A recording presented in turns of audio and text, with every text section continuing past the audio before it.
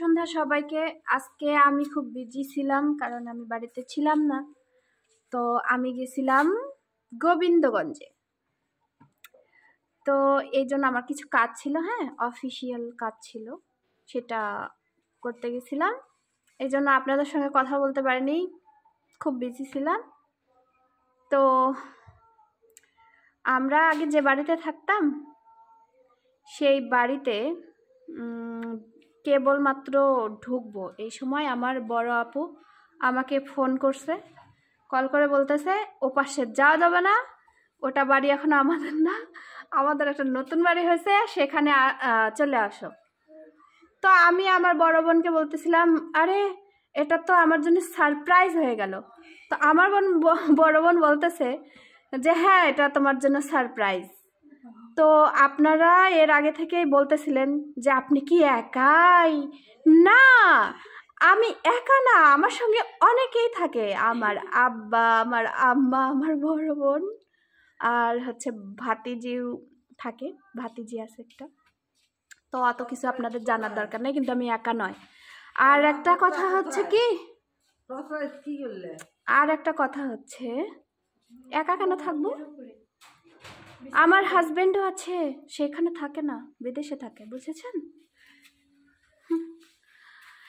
এটাই হচ্ছে ঘর, নতুন ঘর। তো নতুন ঘরে আসার সময় আজকে, বিশেষ করে আজকে রাতে আমি স্বপ্নে দেখছিলাম যে একটা সাপ আসছে, অনেকগুলো সাপ। তো সাপকে না আমি একদম গলা টিপে মারে ফেলছি, কিন্তু একটা সাপ আমার বড় আপুকে কামড় দিছে, এরকম স্বপ্নে দেখলাম। পরে আমি বললাম যে হাসপাতালে যাইতে হবে, এরকম কিছু একটা দেখলাম। তো না আজকে হচ্ছে এখানে আমরা যখন মানে এই বাড়িতে নতুন আসলাম, তো ছোট ছোট বাচ্চারা আসছিল, ছোট ছোট বাচ্চারা বলতেছে সাইডে একটা নাকি সাপ বের হয়েছে। ও মা, আমি তো অনেক ভয় পাইছি গাইস, মানে কি বলবো। আর পুরা দিন অনেক বিজি ছিলাম, কেবল আসলাম, আর কি বলবো। আর আমাদের এখানে শুধু সভা সভা সভা চলতেছে, মানে প্রত্যেকটা গ্রামে প্রতিদিন সভা ওয়াজ মাহফিল। তো এখানকার ওয়াজ মাহফিল এইরকম যে এক সাইডে ওয়াজ মাহফিল হয়, আর অপর সাইডে হচ্ছে মেলা বসে। এইটা হলো এই এলাকার হচ্ছে নিয়ম। তো আর কি শেয়ার করতে পারি, আমার তো কিছু মনেই নাই। আর ও হ্যাঁ, আর একটা কথা, আমি যখন আজকে ইউপি কার্যালয়ে গেছিলাম, তখন ওখানে গিয়ে গাইস অনেক বিরক্ত ছিলাম, আমি মানে বিরক্ত হয়ে গেছিলাম, বোর হয়ে গেছিলাম। কারণ আমি সকাল থেকে 2টা 2:30 পর্যন্ত বসেছিলাম, পুরা দিন একদম বরবাদ হয়ে গেছে, কি বলবো। আর ভাবলাম যে আপনাদের সঙ্গে কথা বলি, কিন্তু সেই রকম সময়টাও ছিল না। সো আপনারা তো আমার ভিডিওই দেখেন না, লাইকও করেন না, আবার সাবস্ক্রাইবও করেন না।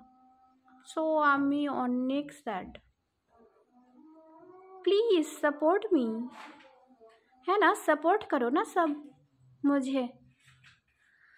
अब क्योंकि मैं एक नया यूट्यूबर बनना चाहती हूँ, बहुत अच्छा यानी कि यूट्यूबर, जो मेरी सपना है। जैसे कि मैं चाहती हूँ कि मेरे एक यूट्यूब चैनल रहे और उसमें बस इतना सारा गाना गाती रहूँ और आप लोगों को सुनाती रहूँ। কিছু বুঝলেন না তাই না? এটা ছিল হিন্দি কথা, এখন আমি বাংলায় বোঝাই। আমার ইউটিউব চ্যানেলটা আমি অনেক শখ করে খুলছি, সো আপনারা আমাকে সাবস্ক্রাইব করুন। আর নতুন নতুন গান, মানে আমি চাইছি যে ইউটিউব চ্যানেলে অনেকগুলা গান, শুধু গানই ছাড়ে দেবো। তো অনেকগুলা গান দিছি, বাট আপনারা তো দেখেনই না, কোনো গান দেখেনও না, সাবস্ক্রাইবও করেন না, লাইকও করেন না। আর কি বলবো, আর তো বলার কিছুই নাই। সো ভালো থাকেন, সুস্থ থাকেন, বাই।